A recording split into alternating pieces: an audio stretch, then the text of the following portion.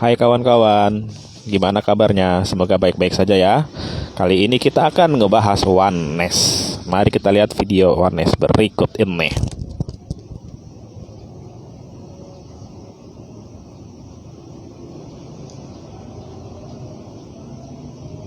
Belum gajian, tapi tagihan sekolah anak sudah numpuk.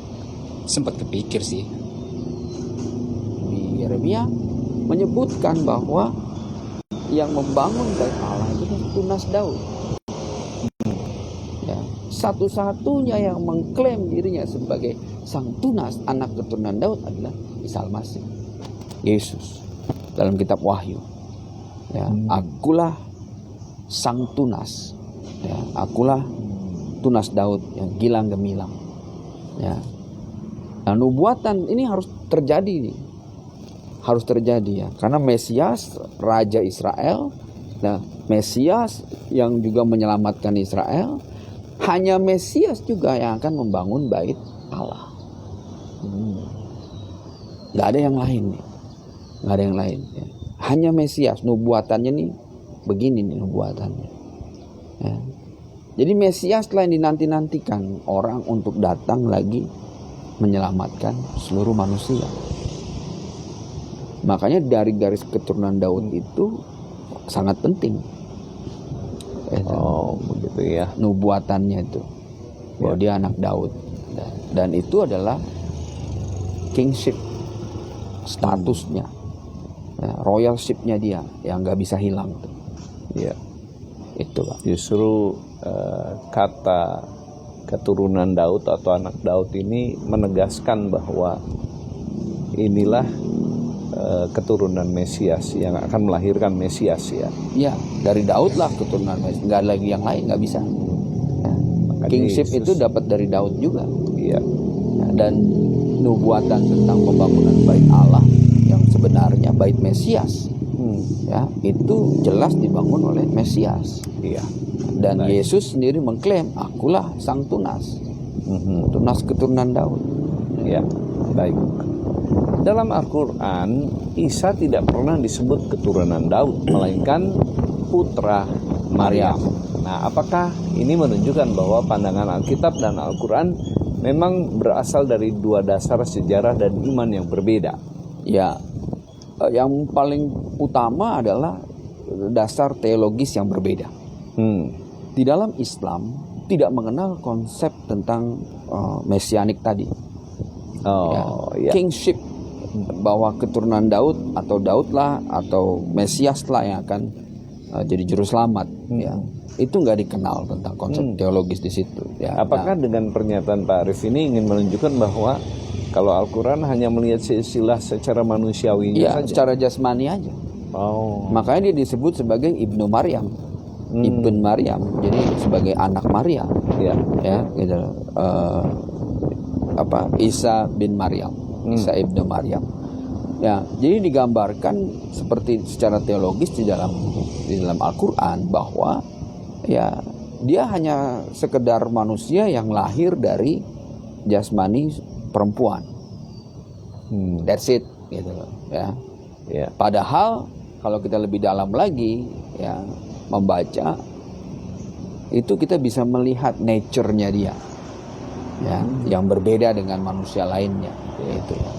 Kenapa nggak disebut sebagai Bani Adam? Karena ada 4 kata di dalam Al-Quran menyebut manusia. Yang pertama adalah basyar atau basyarat ke daging. Yang kedua adalah insan. Insan itu artinya benih. Ya. Yang ketiga adalah nas. Nas itu kumpulan dari insan, benih yang berkumpul, jadi kumpulan orang. Ya. Nah, yang keempat adalah Bani Adam. Ya. Isa Al-Masih nggak masuk kategori Bani Adam. Karena apa? Karena tidak berasal dari insan, dari benihnya Adam. Seluruh manusia lainnya berasal dari benih laki-laki. Iya. Ya. Tapi dia enggak. Tapi Yesus bukan dari Adam, tapi dari Roh Kudus. Ya. Ini yang menarik ya. Kalau gitu Al-Quran sebenarnya menjelaskan nature-nya Isa Al-Masih. Nature-nya apa? Kalamullah dan Rohullah. Nah, itu yang sebenarnya dijelaskan. Jadi secara teologi Itulah dia perkataan dari orang ini mengatakan Isa Al-Masih adalah Kalamullah dan Rohullah. Itu atau Roh Kudus. Isa atau Yesus itu ya. Itu adalah ajaran sesat dari Sabellianisme. Dan ada lagi ajaran sesat dari Sabellianisme. Berikut ini kita lihat video yang keduanya ya.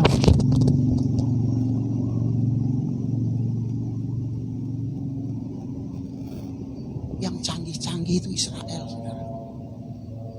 Arab bikin apa? Obat kuat.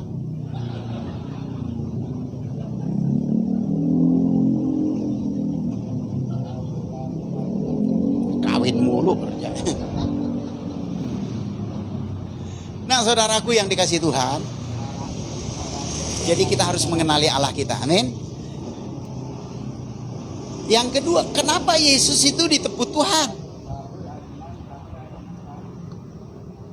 Karena dia firman dan roh. Jadi kalau saudara, apa buktinya Yesus Tuhan? Yesus itu Tuhan. Oh, orang mati bangkit, buta mulai lumpuh jalan. Enggak, itu cuma kenabian, itu utusan. Utusan, tugas nabi. Tapi Allah itu sendiri adalah firman dan roh. Makanya kalau nerangin sama mereka, apa buktinya Yesus Tuhan? Karena dia adalah firman dan roh. Kan di Al-Quran juga disebut Isa fa'inahu rohullah wa kalimatuh. Sesungguhnya Isa adalah roh Allah dan firman Allah. Itulah ketuhannya. Itulah dia penjelasan dari si Junaidi Salat yang mengatakan Yesus adalah firman dan Rohullah atau Roh Kudus. Itu juga ajaran sesat dari Sabellianisme. Mari kita lihat pengertian Sabellianisme berikut ini.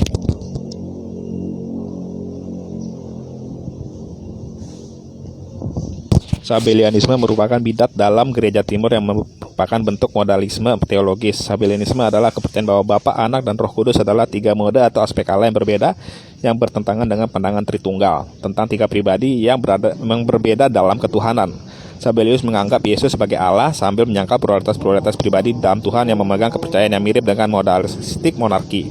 Monarki kapilatarisme umumnya dipahami setelah muncul selama abad 2 dan ketiga dan telah dianggap sebagai bidat setelah abad keempat. Meskipun hal ini dibantah oleh beberapa orang, Sabellianisme dinyatakan bidat dalam Konsili Konstantinopel I pada tahun 381. Tritunggal bukanlah Sabellianisme. Jelas, Sabellianisme dinyatakan bidat di Konsili Konstantinopel. Mari kita lihat Konsili Konstantinopel berikut ini.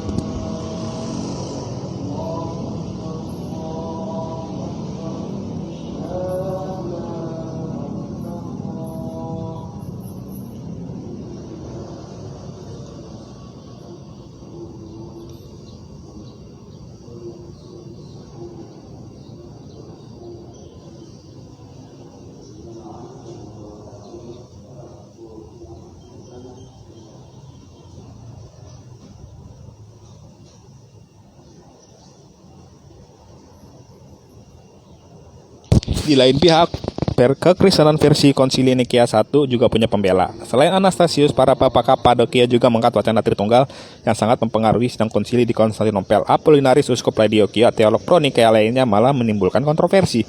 Mungkin karena terlampau bersemangat membantah Arianisme dan ajarannya bahwa Kristus bukan Allah, Apollinaris mengajarkan bahwa keberadaan Kristen terdiri dari jasad insani dan akal budi ilahi, dengan mendustakan keyakinan bahwa Kristus berkodrat insani sempurna, termasuk memiliki akal budi insani, sehingga akibatnya dituding mencampur adukan pribadi-pribadi Allah dan terprosok ke dalam cara-cara sesat Sabellius. Jelas, Sabellius dinyatakan sesat di Konsili Konstantinopel, yaitu ajaran Sabellianisme. Terus ajaran Sabellianisme itu menghilang setelah Sabellius mati. Muncul lagi di di tahun 1911 oleh Grant Crux dan Frank Ewart dengan nama yang baru, yaitu nama Oneness Pentakostalisme. Mari kita lihat penjelasan Oneness Pentakostalisme berikut ini.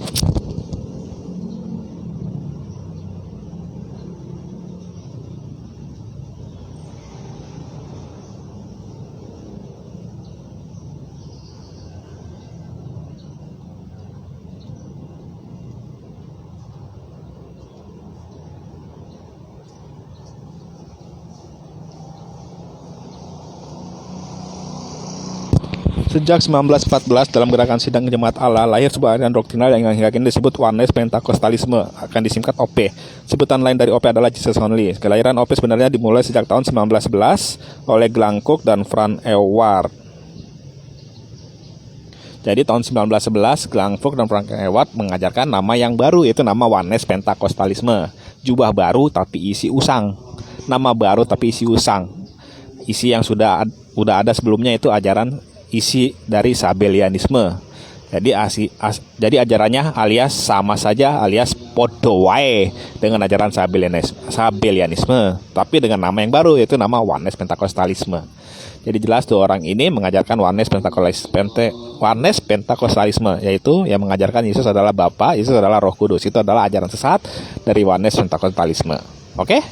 Jadi yang benar bagaimana? Yang benar, Yesus bukan Bapa, Yesus bukan Roh Kudus, tapi Bapa, Yesus dan Roh Kudus satu substansi. Itulah dia penjelasan Tritunggal yang benar. Jelas? Jelas. Itu saja jawaban dari saya. Jika ada pertanyaan yang ingin Anda tanyakan, silakan tulis jawaban Anda. Silakan tulis pertanyaan Anda di kolom komentar. Nanti kalau ada waktu saya akan jawab pertanyaan Anda. Sekian jawaban dari saya, sekian dan terima kasih.